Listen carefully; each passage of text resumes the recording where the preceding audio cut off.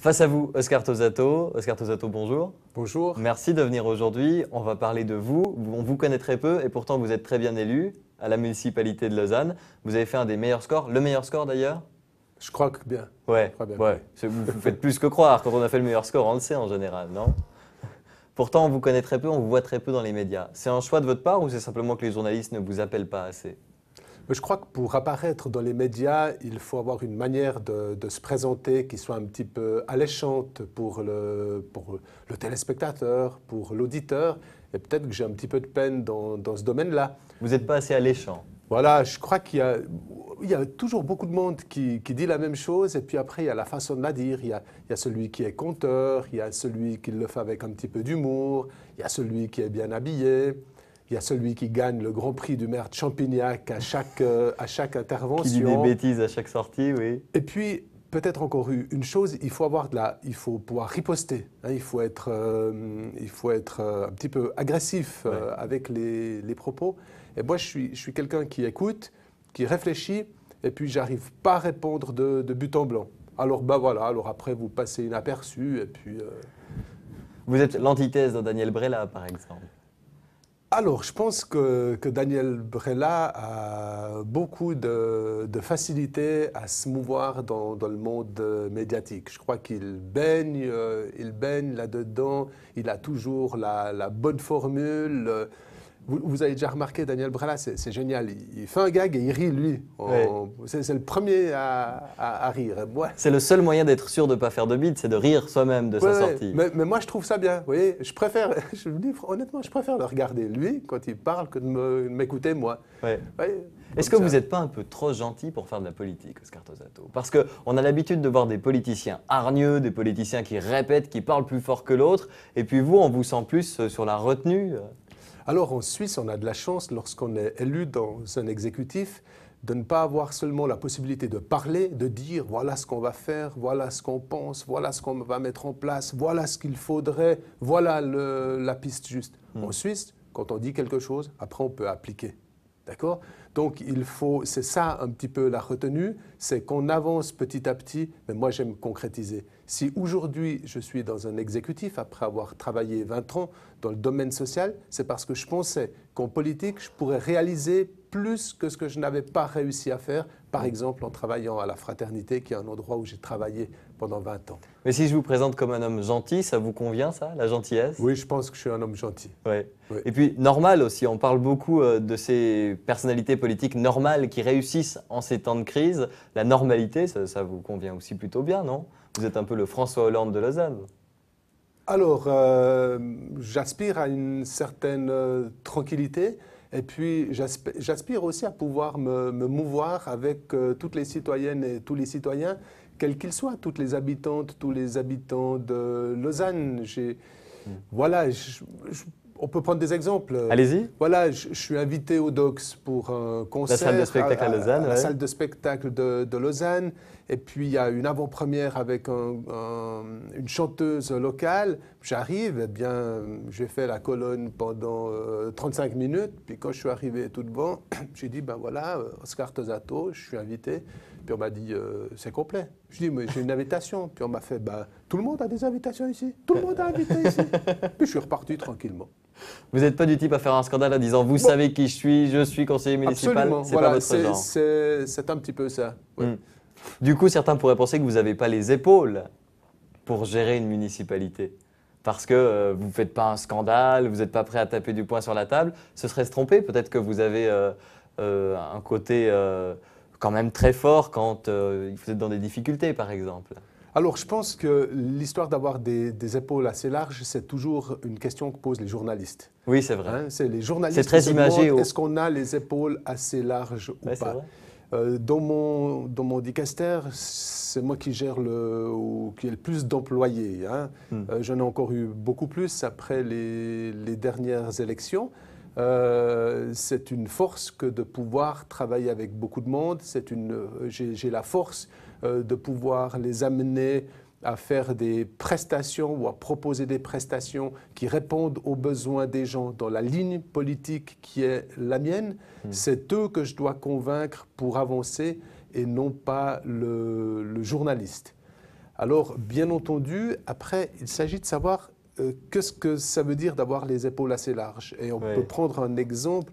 Lorsque la municipalité de Lausanne a dit on va faire le pari de l'illégalité en engageant des enfants sans papier pour faire un apprentissage, eh bien, je vous promets que lorsque vous avez dit ça aux journalistes, lorsque vous voyez la retombée médiatique qu'il y a, locale, vaudoise, nationale, internationale, lorsque vous avez vu que vous avez une manifestation pour demander votre démission et qu'en même temps vous devez gérer l'impact public, mais en même temps vous devez gérer la réussite de votre proposition. Donc mettre en place ce qu'il faut pour qu'effectivement cette notion d'apprentissage autorisé pour des enfants qui sont nés ici, qui n'ont pas de statut légal, qui n'ont pas de permis, puisse se faire, eh bien vous devez avoir les épaules larges. Les corones ou les épaules larges.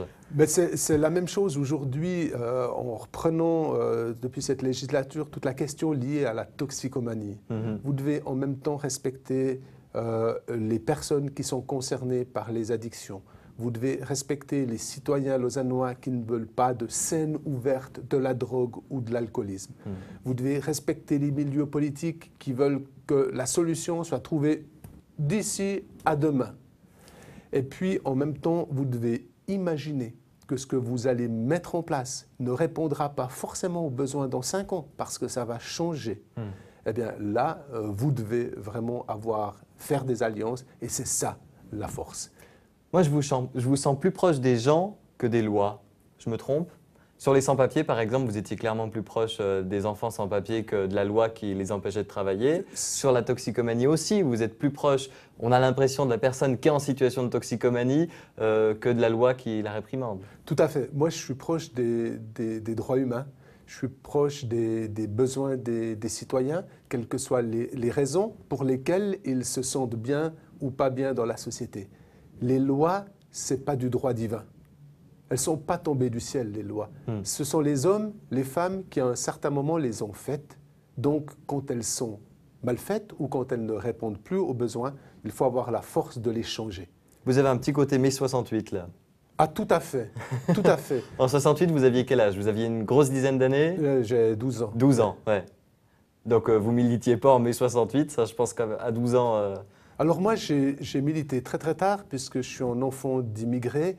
Et puis les enfants d'immigrés, dans ma famille, c'était on se tait, et puis on s'adapte, et puis on suit le bon chemin. Les revendications, c'est pour plus tard. Mais c'est peut-être ce qui m'a forgé cette âme sociale que j'ai en moi maintenant, vraiment très très forte. Et dans l'éducation, alors vous êtes comment? Vous avez des enfants. Dans l'éducation, vous êtes plutôt l'homme proche de l'enfant plus que de la loi ou de la règle, ou alors vous reproduisez le schéma paternel de on obéit? Alors, j'ai 3 enfants, j'ai 3 filles, et je pense que je suis quelqu'un qui pose un cadre. Il y a un cadre. Le cadre, c'est celui du vivre ensemble, c'est celui du respect des autres, c'est celui du respect de la nature, c'est celui du respect des différences. Il y en a qui sont nés avec plus de chance que d'autres. Vous avez un plus beau physique, vous avez plus de facultés à apprendre, vous êtes moins sensible aux maladies. Et il faut que chacun puisse trouver une place. Et là, on définit un cadre, et puis après, on propose à nos enfants de trouver leur voie. Ces valeurs sont toutes simples, elles devraient être naturelles, mais j'ai l'impression qu'elles se perdent. On n'est pas dans un monde qui va à l'encontre des valeurs toutes simples, naturelles que vous venez d'énumérer? Tout à fait, il faut avoir le temps de discuter avec ces enfants. Il faut avoir le temps de leur demander si leurs aspirations, elles ont un sens, et quel sens. Et je crois qu'il faut aussi à ces enfants expliquer un petit peu ce que c'était l'histoire. Et ce qu'est l'histoire dans certains pays maintenant, où les enfants n'ont pas de droit, où les femmes n'ont pas encore le droit de vote, où des hommes ne mangent pas à leur faim. Il faut restituer un peu de ces contextes, et puis la vie tout d'un coup devient plus simple. Ça, c'est pour le monde entier. À Lausanne, qu'est-ce qui vous révolte? Alors, à Lausanne... Ou en Suisse romande, chez nous? Moi, j'aimerais dire qu'on a une jeunesse saine à Lausanne. On a une jeunesse qui a des perspectives d'avenir. Ça, c'est pas ce que disent tous les élus, hein. Non, mais c'est un peu toujours la même chose. On a toujours rencontré quelqu'un qui ne va pas bien.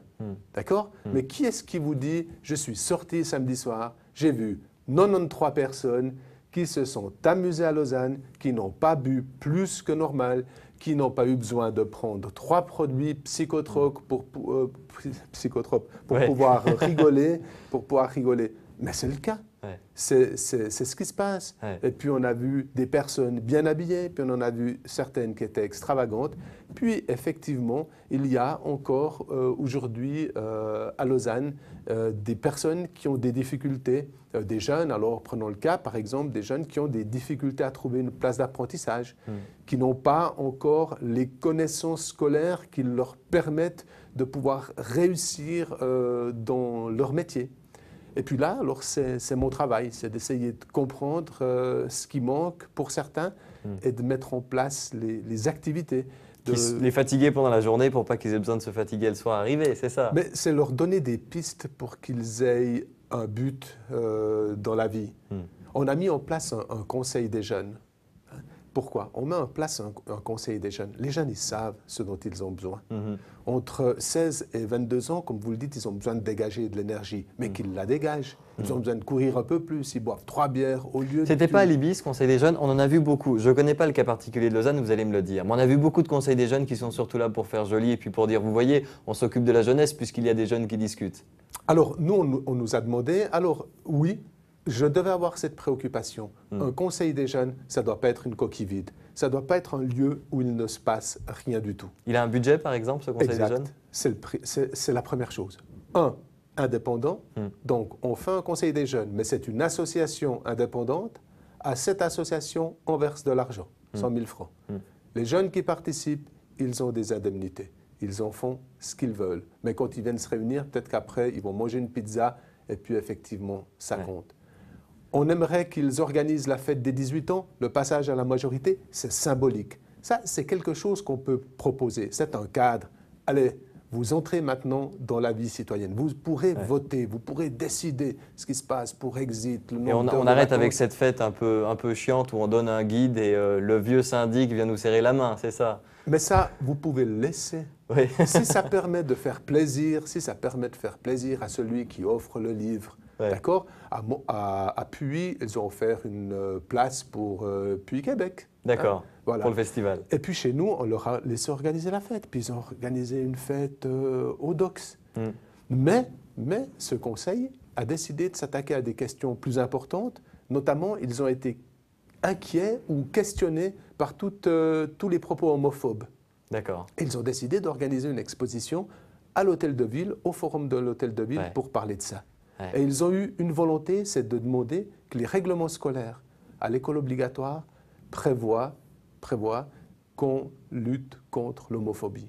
C'est effectivement intéressant de voir ce que les jeunes disent de leur ville quand on leur donne la parole. Toute autre chose, est-ce que vous vous êtes déjà cherché sur Google? Je pense pas, vu que vous n'êtes pas très à l'aise avec votre image, je pense que vous n'avez jamais cherché Oscar Tosato sur Google. Si, bien sûr, oui, bien sûr, je l'ai fait. Mais je l'ai fait parce que nous sommes une grande famille. D'accord. Je suis le plus âgé de 25 cousins, petits cousins. Alors, j'ai tapé pour voir... si vous retrouviez d'autres membres de votre famille. Si on retrouvait, j'ai tapé Tosato, et puis vous savez, c'est intéressant, il y en a à New York, il y en a un peu partout, tout d'un coup, on se découvre... Citoyen du monde. Citoyen du monde, exactement. Alors, moi, je vous ai cherché sur Google. Sur Google, il y a non seulement les résultats, mais il y a aussi les suggestions de recherche, c'est-à-dire ce qu'on voit, ce que les gens recherchent à votre sujet sur Google. À votre avis, qu'est-ce que les gens recherchent sur vous, sur Internet? Ah ben ça, c'est une excellente question. Alors ça, vraiment... Bon, on va le découvrir ensemble. D'accord. Alors, d'abord, Oscar Tosato, Lausanne. C'est assez logique. Ensuite, Oscar Tosato, Ville Lausanne. Ensuite, votre adresse email. Les gens, manifestement, veulent vous écrire. On vous écrit beaucoup? Alors, je reçois des messages, oui, mais sur Facebook. D'accord. Ah ben voilà, c'était le suivant. Oscar Tosato, Facebook. Alors vous avez un compte Facebook? Oui, j'ai un compte Facebook. Que vous entretenez vous-même? Au départ, alors oui, je l'entretiens moi-même, mais pas au départ. Au départ, si vous voulez, c'était aux dernières élections. tous les candidats ont été briefés, comme on dit, sur Facebook. On nous a dit que ce serait On vous a un peu forcé la bien. main alors. Mais alors, forcer la main, c'est par rapport à l'inconnu. Vous voyez, moi j'avais peur de perdre du temps avec ça.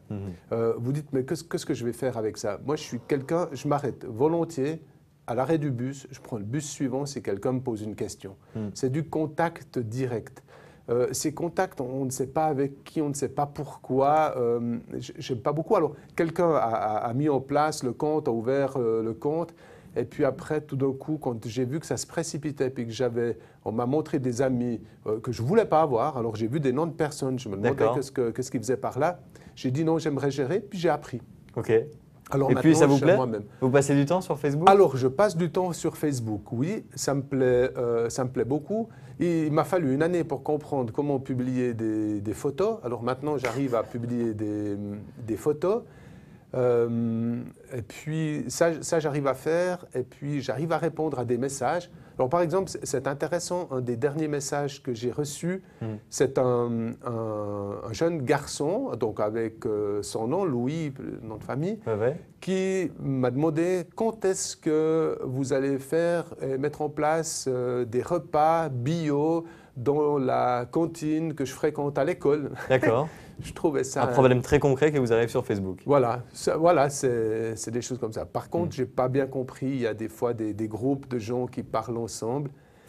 Ça, je n'ai pas compris comment ça se fait. Et un poke, par exemple. Vous savez ce que c'est un poke sur Facebook? J'ai déjà entendu ce nom, mais je ne sais pas ce que c'est. Vous vous êtes jamais fait poker? Je ne sais pas ce que c'est. C'est l'équivalent d'un câlin sur Facebook. On peut se faire des câlins, vous savez. Il faut aller poker vos collègues municipaux si vous leur avez dit du mal. Vous pokez le collègue et ensuite c'est l'équivalent du câlin sur Facebook. D'accord, voilà. Je ne connaissais pas. Bon, c'est pas très utile. Hein. Bon, on arrive au terme de cette interview. Vous disiez en entrée que vous n'étiez pas très à l'aise avec votre image. Est-ce que vous pensez que vous pourrez regarder cette interview sans complexe et vous dire j'ai plutôt été bon? Alors, on verra, mais n'ayant pas la télévision moi-même, je ne vois jamais les interviews que... vous la retrouverez sur Internet. Trucs comme ça. Alors, je vais vous dire, je suis allé taper TVM3 sur Internet. .tv pour avoir les infos. Mais je n'ai rien vu du tout. Je n'ai pas réussi à faire fonctionner ça sur mon iPad. Je vous enverrai sur Facebook, comme ça vous verrez. Oscar Tosato, merci beaucoup. Merci à vous.